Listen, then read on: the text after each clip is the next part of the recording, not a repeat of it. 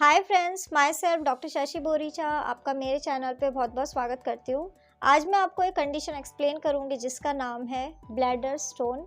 मैं आपको बताऊँगी कि ये क्या होता है, इसमें क्या क्या सिम्टम आते हैं, इसके कॉज क्या है और साथ ही साथ कुछ होम्योपैथिक मेडिसिन जो आप इस कंडीशन के लिए यूज़ कर सकते हैं।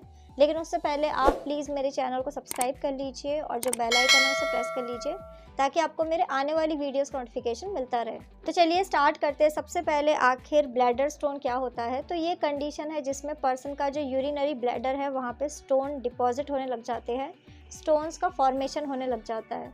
स्टोन फॉर्मेशन होने का फर्स्ट इंपॉर्टेंट रीज़न है कि अगर किसी पर्सन का जो यूरिन है वो बहुत ज़्यादा कॉन्सेंट्रेटेड है तो वहाँ पे कुछ मिनरल्स डिपॉजिट होने लग जाते हैं जो आगे चल के स्टोन बन जाते हैं। ब्लैडर स्टोन अगर छोटे होते हैं तो वो अपने आप यूरिन से आउट हो जाते हैं, उसमें कुछ खास ट्रीटमेंट की ज़रूरत नहीं पड़ती है। लेकिन अगर किसी पर्सन का स्टोन का साइज़ बढ़ता ही जा रहा है तो वहाँ पे आपको ट्रीटमेंट कराना पड़ता है। अगर आप ब्लैडर स्टोन का ट्रीटमेंट नहीं कराते हैं तो आगे चल के उसमें इन्फेक्शन हो सकता है या फिर और भी कई सारी कॉम्प्लिकेशंस वहाँ पे हो सकती है। अब मैं आपको इसके सिम्टम बता देती हूँ कि अगर किसी पर्सन को ब्लैडर में स्टोन हुआ है तो उसमें आपको क्या क्या सिम्टम्स दिखाई देंगे। तो अगर किसी पर्सन का जो स्टोन है वो बहुत छोटा है और वो अपने आप यूरिन से आउट हो रहा है तो पर्सन को कुछ भी सिम्टम्स नहीं आते हैं। लेकिन अगर किसी पर्सन का स्टोन बढ़ता ही जा रहा है, वो निकल नहीं पा रहा है, ब्लॉक कर रहा है यूरिन के फ्लो को, तो पर्सन को सिम्टम्स आ सकते हैं। जैसे कि पर्सन को एब्डोमिनल एरिया में पेन होने लग जाता है, पर्सन को यूरिनेशन के टाइम में पेन हो सकता है, उनको बार बार यूरिनेशन होता है।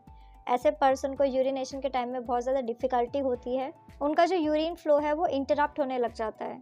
कई बार पर्सन का जो यूरिन है वहाँ पे स्टोन की वजह से ब्लड भी आ सकता है। यूरिन का कलर क्लाउडी डार्क कलर का हो सकता है। अब मैं आपको इसका कॉज बता देती हूँ कि आखिर क्या रीज़न है किसी पर्सन को ब्लैडर स्टोन होने का। तो ब्लैडर स्टोन होने का फर्स्ट इम्पॉर्टेंट रीज़न यही है कि अगर किसी पर्सन का जो यूरिनरी ब्लैडर है वो कम्प्लीटली एम्प्टी नहीं होता है, वहाँ से प्रॉपरली यूरिन आउट नहीं हो रहा है, थोड़ा बहुत यूरिन भी वहाँ पे बच जाता है और कॉन्सेंट्रेटेड यूरिन के वजह से वहाँ पे स्टोन का फॉर्मेशन होने लग जाता है। इसके अलावा कई सारी बीमारी है जिससे स्टोन एसोसिएटेड है, जैसे कि अगर किसी पर्सन का प्रोस्टेट ग्लैंड का साइज़ बढ़ता ही जा रहा है, एनलार्जमेंट हो रहा है, तो उनको भी स्टोन फॉर्मेशन हो सकता है। इसके अलावा अगर किसी पर्सन के जो नर्व्स है वो डैमेज है जिसके वजह से ब्लैडर का जो मसल्स है वो प्रॉपरली रिलैक्स और कॉन्ट्रैक्ट नहीं हो पाता है, जिसके वजह से यूरिन आउट नहीं हो पा रहा है, तो उसके वजह से भी उनको स्टोन फॉर्मेशन हो सकता है। इसके अलावा अगर किसी पर्सन को ब्लैडर में इन्फ्लामेशन हुआ था, कोई इन्फेक्शन हुआ था, तो उसके बाद भी स्टोन बनता है। अगर किसी पर्सन का कुछ मेडिकल डिवाइस इंसर्ट किया गया है, जैसे कि ब्लैडर में कैथेटर इंसर्ट किया गया था, तब भी उनको ये कंडीशन हो सकती है। किडनी स्टोन की वजह से भी पर्सन को ब्लैडर में स्टोन फॉर्मेशन हो सकता है। अगर किसी पर्सन को किडनी स्टोन हुआ था और वहाँ से वो स्टोन निकल के पर्सन के ब्लैडर में एंटर हो चुका है और वहाँ पे और भी ज़्यादा बढ़ता ही जा रहा है, तो उसके वजह से पर्सन को ब्लैडर में स्टोन होने लग जाता है। अब मैं आपको इसका रिस्क फैक्टर बता देती हूँ कि आखिर कौन कौन से लोग जो सबसे ज़्यादा रिस्क में रहते हैं जिन्हें बीमारी हो सकती है। तो ओल्ड एज एक बहुत ही इंपॉर्टेंट रिस्क फैक्टर है। जैसे जैसे पर्सन की एज एडवांस होती है उनको ये बीमारी होने के चांसेस बढ़ जाते हैं। जैसे कि अगर किसी पर्सन की एज 50 से ज़्यादा है तो उन्हें ये कंडीशन हो सकती है। इसके अलावा जिन लोगों को यूरिन ऑब्स्ट्रक्शन की कंप्लेन है, कोई भी बॉडी में ऐसी बीमारी है जिसके वजह से पर्सन का जो यूरिन है वो बॉडी से आउट नहीं हो पा रहा है, ब्लैडर में इकट्ठा रहता है, तो उनको आगे चल के ब्लैडर में स्टोन हो सकता है। इसके अलावा अगर किसी पर्सन को नर्व डैमेज वाली कोई बीमारी है, जैसे कि स्ट्रोक आया था, स्पाइनल कॉर्ड में कोई इंजरी हुई है, पार्किंसंस डिजीज़ है, डायबिटीज़ है, इस टाइप की जो बीमारियां हैं उसमें पर्सन के जो नर्व्स है वो डैमेज होते हैं, जिसके वजह से ब्लैडर का कंट्रोल चला जाता है। अब मैं आपको इसका कॉम्प्लिकेशन बता देती हूँ कि अगर आपको ये बीमारी हुई है और आपने इसका ट्रीटमेंट नहीं कराया तो आगे चल के आपको क्या क्या कंप्लेंट्स हो सकती है, क्या कॉम्प्लिकेशंस हो सकती है। तो फर्स्ट इम्पॉर्टेंट कॉम्प्लिकेशन यही है कि पर्सन को क्रॉनिक ब्लैडर प्रॉब्लम हो सकती है।